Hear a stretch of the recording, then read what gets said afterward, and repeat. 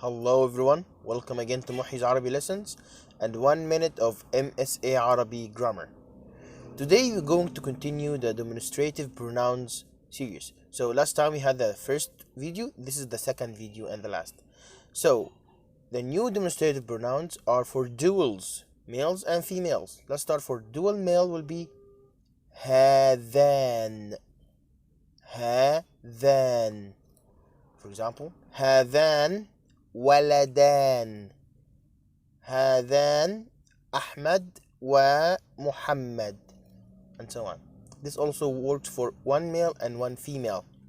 هذان أحمد وسارة, for example. Next thing is dual females, which is هاتان. هاتان. This only works for two females or dual female things. For example, هاتان سيارتان.